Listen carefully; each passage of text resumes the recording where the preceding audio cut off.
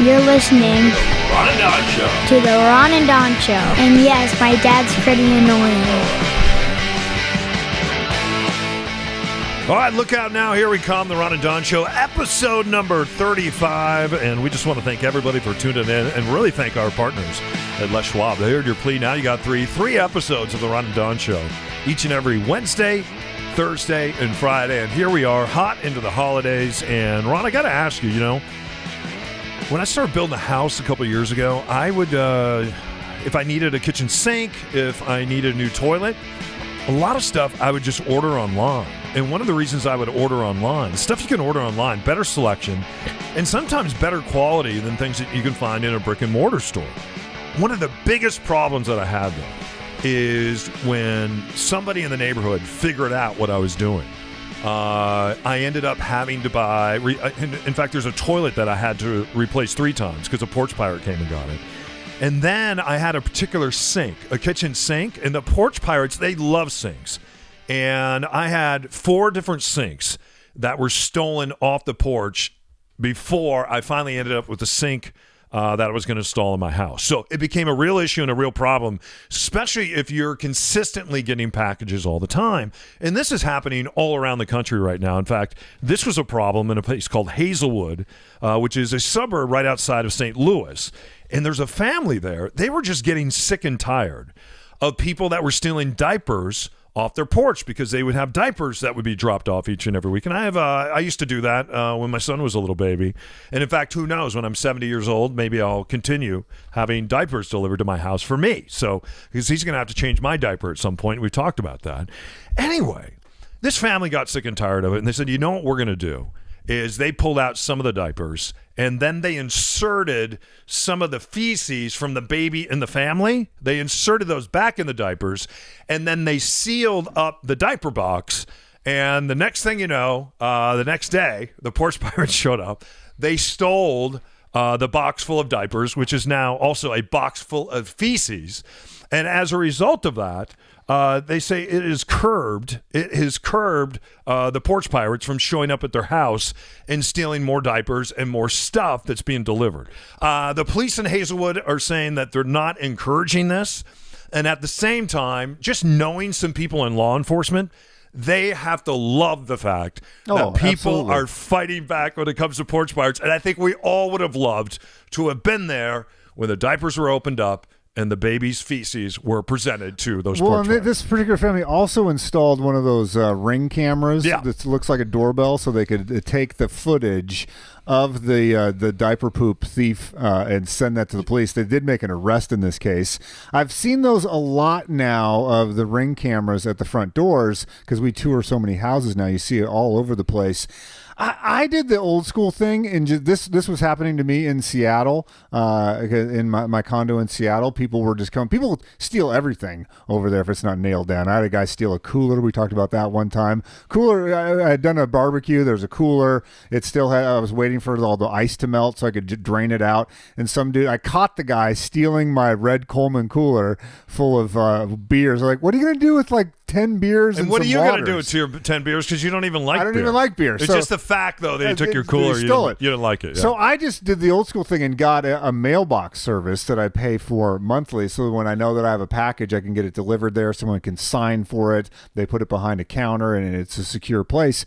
I know that not everybody can do that. I don't know what you should do, because if you buy the camera, then you install the camera. In fairness to police officers, I think the last thing, really, not the last thing, lower on the priority list is if I get 500 cameras of someone taking their Amazon package, which is, who knows what, maybe someone bought some socks that week. And those socks are important to you, but to the SPD, maybe they're not going to do like an APB out because 3 pairs of socks got stolen.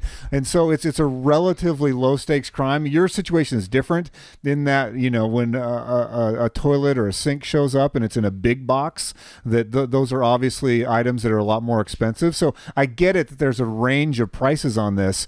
But if I'm a SPD, or if I'm Kent PD, or I'm Everett PD, and I was like, okay, here's 50 videos off of some doorbell camera of a package being stolen, I don't really know what to do with that. I would disagree with that, because I know some folks that work for Robert here in Seattle, and if they have video proof, then a lot of times, because it's the same people in the same neighborhoods doing the same stuff, if they have video proof and they could a couple different videos of the same people, recognize what you're saying. I don't want to speak on behalf of SPD. All I want to say is, when you're saying, well, if they have video, it's not enough. No, that's exactly what they need. If they don't have any video, then you're out of luck. If you don't have any video, I'll stand corrected. I mean, good luck. If you have video, they are all about that, and they really feel like they can. I'm not trying to blame the victim here, though. I just think that it's one of those crimes that these folks did something fun and clever, and they got news coverage for it about putting the poopy diapers in a box, taping it up in the Amazon packaging, and then the joke's on the thief. That thief got caught. But I think it's a huge problem in the Pacific Northwest, where these people are roaming around neighborhoods. There are stories of folks that just follow the UPS truck. Yeah, we rank third in the country as far as porch pirates go. So we're in the top 5 in Seattle. So I guess my solution was to just get a mailbox service. If you can't do that, maybe get the Ring camera is going to help you out. But I think for whatever people are buying drugs, they're hoping that they open this box and that they find a high-priced electronics item that they can then pawn. I think if they just see a pair of socks, they'll either put the socks on, or if it's like a kitchen item, they just throw it in the garbage because they can't pawn that off. And so a lot of this stuff, I think, just ends up under a bridge somewhere when they open up the boxes. Yeah, and I think where you have to get concerned is when you get to the point where you're ordering your fourth sink from the same company, they start to scratch their head and say, wow, are you the porch pirate? Are you stealing your own stuff? And luckily for me, they had seen that I'd rung up over $100,000 in gear from this particular company for remodeling this house, and they're like, okay, out of $100,000 in gear, we can see where some sinks every once in a while, or a toilet may get stolen. I don't know what you do with a stolen toilet, though. If it's metal, if it was copper or something, well, you can in chop Seattle, it up. nobody's using the stolen toilets because we just see... Hey-o! Yeah. Ain't that the We truth? just see buckets of smeared feces everywhere. So, anyway, that's one way to get a private show started. Coming up on the Ron and Don Show, yes, my son has his hand in the air, wave it like you just don't care. Yes, sir, with the Santa hat on. What's your question? I can't hear you. What? Can I have help with the Xbox? Can you have help with the Xbox? Okay, we'll get to that in just a moment. I'm going to go help my son with the Xbox. You're going to hear from Les Schwab. We'll see you on the other side of this. Don't go anywhere unless you want to. It's the Ron and Don Show, starring Ron and Don, and sometimes me at ronanddon.com. Hey, Brett Clark is here with Les Schwab. 85 locations to serve you. They heard your plea. Now you got 3 episodes of the Ron and Don Show, and our thanks to Les Schwab for doing this. Let's talk about a lot of times we pull into the other guys. They'll charge us a couple $100 to put our car up on a rack. Not at Les Schwab. If people pull in, especially as we head into some really rough driving, you guys will take a look for free and let people know, hey, this is what's going on with your brakes. This is what's happening with your batteries. This is what's happening with your tire wear, right? Absolutely. Part of our best tire value promise is our free peace of mind tire protection. So you come into Les Schwab, you're going to take off for your holiday travels. You're going to grandma's for Thanksgiving. You're going to be heading over the pass. Come by one of our 85 Les Schwab locations, and we're going to get that in. We'll take a look at it. We'll check your brakes. We'll check your battery. We'll check your front end. We'll make sure everything's going great for you. All free of charge. Brett, I'm always surprised, even though we have a relationship for a decade. Like, I had a slow leak on my truck, went in there, you guys fixed it for free, and I'm like, seriously? Like, it surprised me every time of how great you take care of me. I don't even think I bought the tires there. You just pulled up my name. It's like, oh, you've bought stuff in the past? I'll just go ahead and fix that slow leak. Absolutely, yeah. It's all part of the goodwill. We want to make sure that flat tires are a really interesting phenomenon, because that's a terrible day in somebody's world. That's your vehicle. That's how you get around. And if we can take that flat repair from you, if we can repair that, if we can get that back on, put your spare away, and do all that for you for free of charge, we hope maybe we made an impression on your day. We hope to make that day just a little bit better for you. Yeah. Don't forget, 85 locations to serve you throughout Western Washington. Les Schwab, proving it. Once again, let's say it together. Doing the right thing. It matters.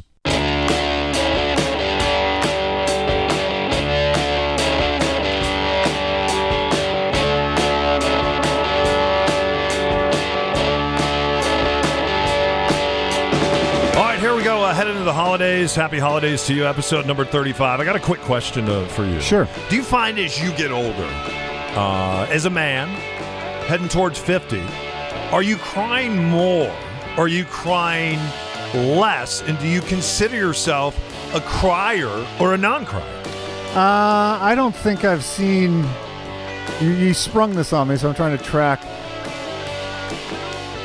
I think I'm about the same. I was never one that cried a lot or cried a little, but when I did, something hit me, I would get I would do the thing where I would get emotional and almost cry, Yeah. but then not really actually weep. Yeah. But I don't think I see a trend. So are you crying once a week, once a month, once a year? Yeah, maybe I get this emotional almost cry thing. Yeah. Couple times a year, like usually at a very poignant movie or something like that, or as something big happens in my life. I was really fascinated because I saw Anthony Hopkins sit down with Brad Pitt the other day, and they were in a movie together decades ago. And they're sitting down and they're having a conversation, and they're both at very different points in their career. And Brad is now over 50. 55, I believe. Anthony Hopkins is 81, and they're sitting on a stage and they're going back and forth and they're interviewing each other. And Brad Pitt talked about the fact that he didn't cry for 20 years, that he considered himself to be a non-crier. And as they're having this conversation and going back and forth, they find out they have something in common. Anthony Hopkins hasn't had a drink in 45 years, and he doesn't necessarily consider himself an alcoholic. He just says, you know what? That was a time in my life where drinking, I found, was not helpful. And so it's a past chapter. And he says, I'm not evangelical about people drinking or not drinking. It's just a decision that I've made, and it's in my past. And Brad Pitt decided about 2 years ago, after there was an episode with Angelina Jolie and his kids on a plane, and they said that he got very reactive and he was investigated by Child Protective Services for maybe hurting one of his sons. So there's a big investigation. He was cleared of that. But as a result, he was sitting there and he talked about that he has stopped drinking. And one of the reasons he stopped drinking is he said he considered it to be a disservice. He said, and this is a quote, and they're interviewed together that you can read in Esquire. It says, I'm realizing, as a real act of forgiveness for myself and for all the choices that I've made that I'm not proud of, that I value the missteps because they led to some wisdom, which led to something else. That's what he told Hopkins. He said, you can't have one without the other.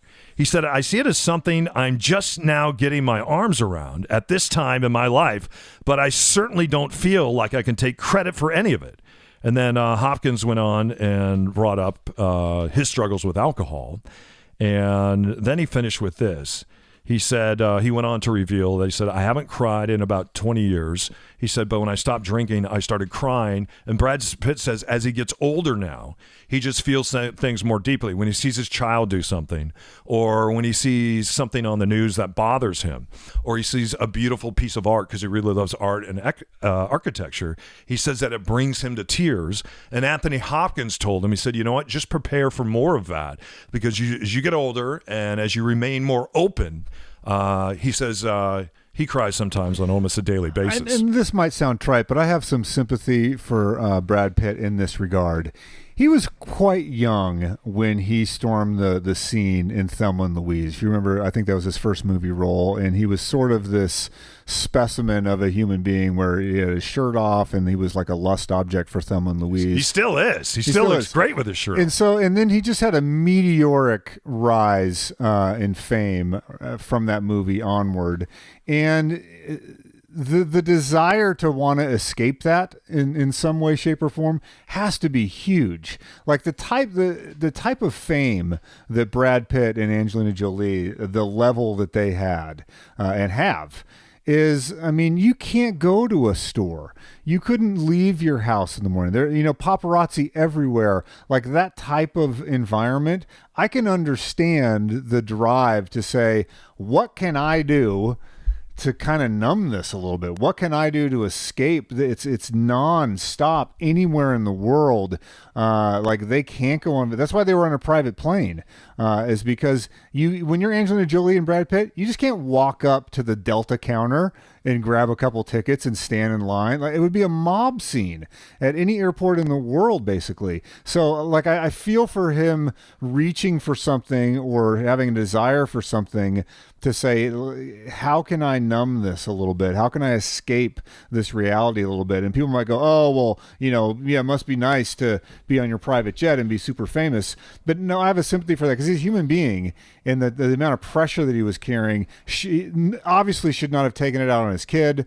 Obviously shouldn't have had those episodes, and I wish he would have had a healthier way to deal with that. But Angelina Jolie had her own stuff going on when she was with Billy Bob Thornton and her meteoric rise to fame. She was into some numbing behavior and things where she tried to escape. So that's got to be. I know that there's a ton of great things that come with fame, but it's got to be difficult at the same time. He said at some point alcohol was necessary for him. This is how he ended the interview, though, which I really liked.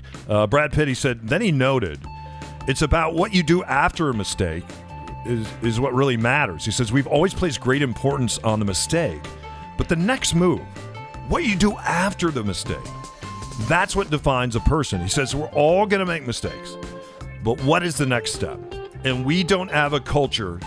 We as a culture don't seem to stick around to see what the person's next step is going to be. And he said, and that's the part I find so much more invigorating and interesting. What's the next step after a mistake? It's the Ron and Don Show, only on the Ron and Don Radio Network, episode number 35. And don't forget to subscribe. We really appreciate that, you guys. You're listening to the Ron and Don Show on the Ron and Don Radio Network. ronanddon.com.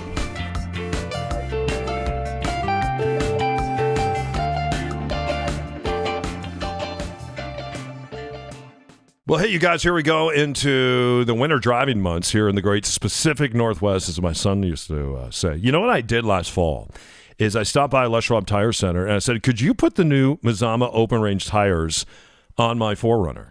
And I'm telling you, Ron, when they put those tires on, it was a game changer when it came to control, when it came to gas mileage, and when I would put my truck in four-wheel drive. Sometimes with the other tires, it would slip. Not with the Mazama open-range tires. And don't forget, you have a 60-day ride guarantee. So if you get to the 59th day and you don't like those tires, take them back to Les Schwab, and they'll just replace them for you. Yeah, not just a 60-day guarantee, 60,000-mile warranty on these tires. So go to leschwab.com. You can find the store nearest you. Head on in there. If you need some traction, you're concerned about winter driving, you're going to go snowboarding, skiing, you're going over the passes this winter, this is what you need to do. Yeah, and if you're in a passenger vehicle, which a lot of you are as you're listening to the Ron and Don podcast, you can choose the Mazama Reputation tires. Those are great too. That's all season traction. They are quiet. They are comfortable. And you get that 70,000-mile warranty. So what are you waiting for? Visit leschwab.com. That's leschwab.com for more information about these amazing tires. And I can't endorse them enough. Les Schwab, let's say it together. Doing the right thing. You know it matters.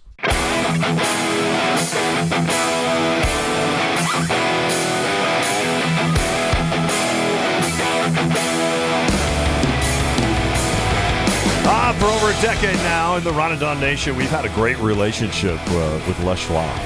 The thing I love about them is, yeah, they want to do business with you, and they want to do business with your family generationally. They do the right thing because they know that that matters, and they want to do business. But at the same time, they just want to do a lot of great things in the community.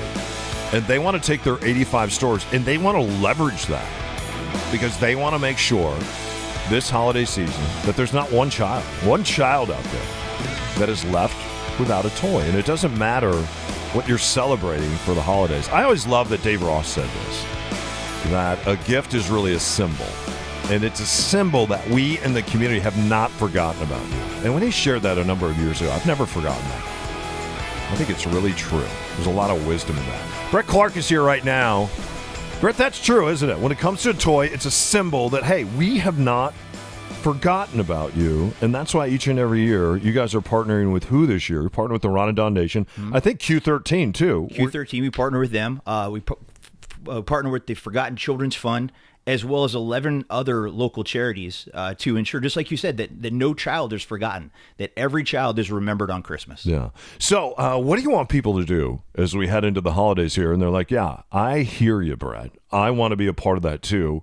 What would you like me to do? Because a lot of times getting involved now, you just click a mouse and you bought something and it's sent and it's wrapped and you're never really a part of that. This allows people to take your kiddos, walk into a store, and be a part of the spirit of buying a toy and then giving that toy away. And you guys are helping facilitate that through the leverage of your 85 stores, right? Oh, without a doubt. And that's really the magic of it all. That's really the magic of it is just like you said, is that internal piece, and although it's great if you don't have the time to come into one of our tire centers to donate online, but there's something that can't be replaced about having your child pick out a toy that's going to go to another child, delivering that and allowing your child to put that in our box in our store. There's something magical about that every single time it happens, and it still breaks me up every single time I see it.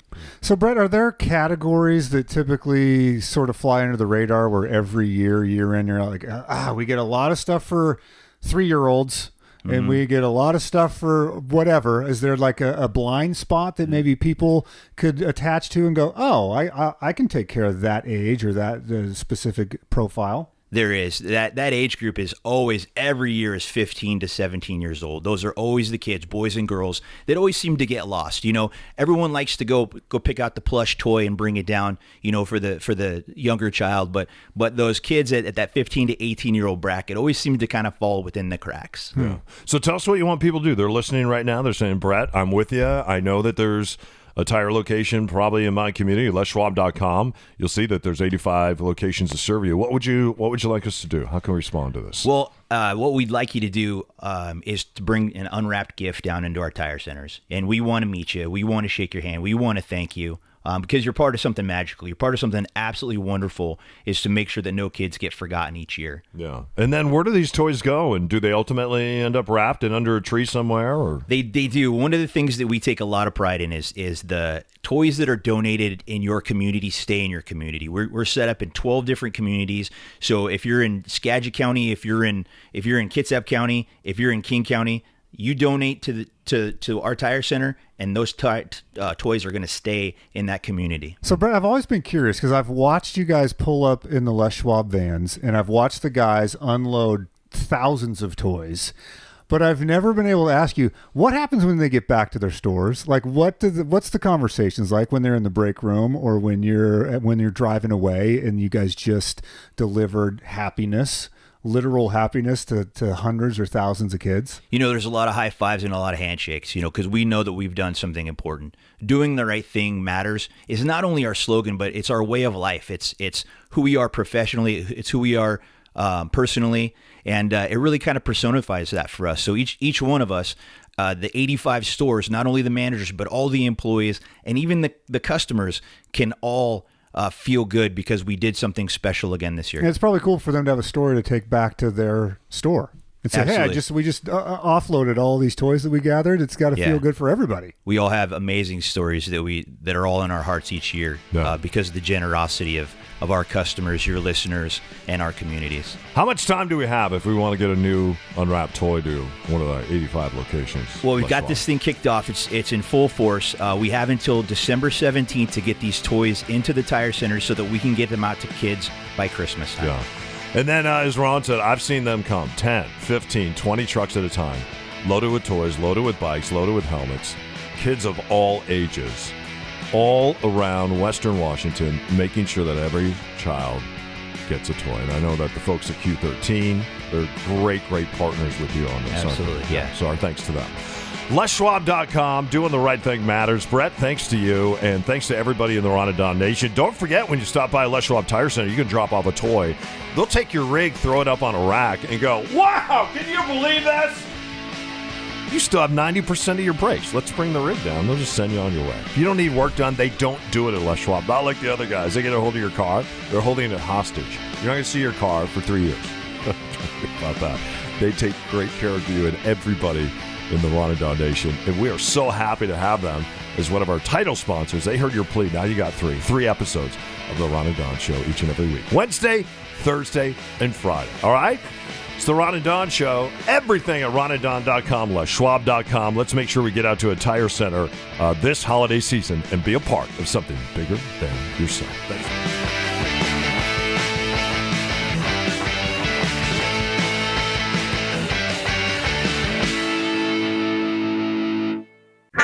Hey you guys, are you ready for the best show in the Pacific Northwest?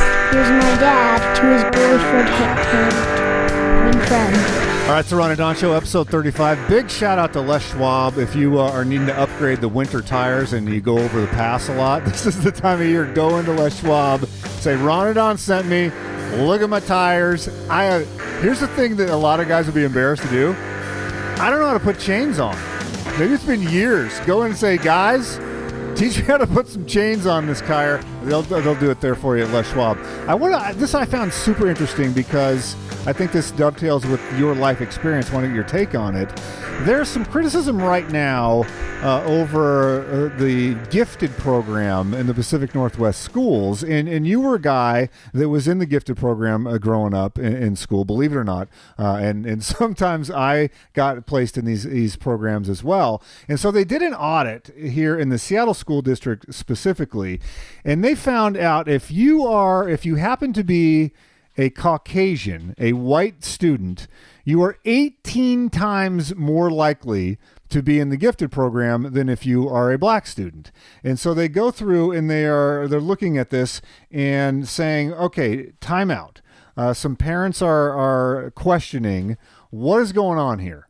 Because how are we going to do something for our children where that can't be true? It can't be that 70% of the population, if you have a distribution of all kids, that only the gifted kids happen to be white and the kids that happen to be black, like 2% of them are gifted. That doesn't make any sense. If giftedness is quote unquote, if giftedness is a trait that we can measure, that should be distributed across all ethnicities, across all genders. Like, you shouldn't see a cluster of giftedness that only appears if you're Asian or if you're white, and not appearing if you're Hispanic or black, or only appearing with girls and not with boys. So like, if there is such a thing as being gifted and being of this thing, shouldn't we see it distributed across everything? And so they're wanting this program to be more balanced. And so the school is saying, well, what do we do with that?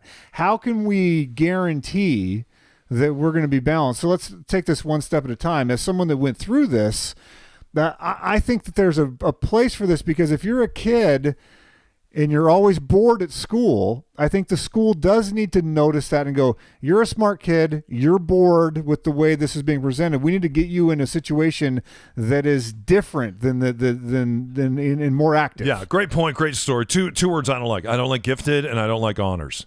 Because for the child then that is not in that class, are they not gifted? Do they not deserve honor?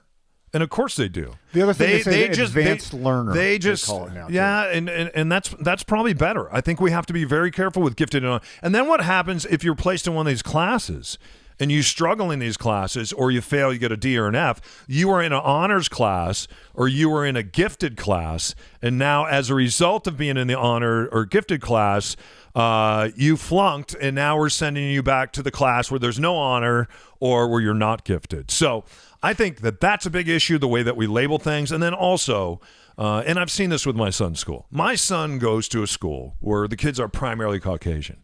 And the workforce that supports his school is mostly Amazon workers or tech workers. So when I go to pick him up after school, believe it or not, I see a lot of dads there, not just moms, but dads that are picking their kids up. Anytime they need a volunteer for anything, people come out of the woodwork. So if kids need to be driven somewhere, if you have to bring supplies, you need tutors, whatever, people come out of the woodwork to help and to be a part of something. This is not a working class elementary school, but this is a public elementary school, and it's rated the number 2 elementary school in the city of Seattle. There's actually 2 of them, and it's rated sometimes number 1, number 2.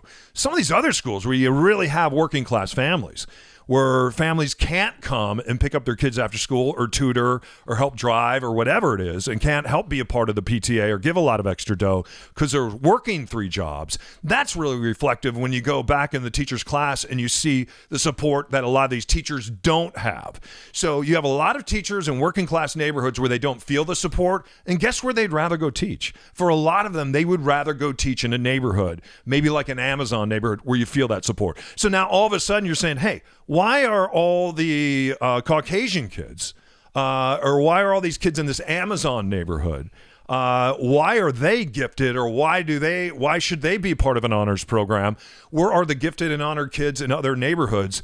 Believe me, they are there. Sometimes they just don't have the support. So does the school system need to do it strict? So in other words, if I said there are the 14% of the students are black, so therefore 14% of the honors program needs to be black, which means that then there will be some kids of other ethnicities that are at the bottom of that range, that are on the bubble, that they would not now be honors. So those parents are going to be upset, where it's like, my kid we did all the testing. You know what we need to do? And I had the IQ test, and we did the aptitude test, and we did all these testing. My kid should be in honors, but it's like, and then you're this is a tough situation to have for these parents. I don't think we're going to solve this on a podcast, but all we have to do is go back and look at the Cleveland field. Look at the Cleveland field, which is now built at Cleveland High School in Seattle, Washington. And then look at the Ballard field, right? The Ballard field. And a lot of kids that go to Ballard, their parents work at Amazon, they work in the tech community, South Lake Union. And guess what?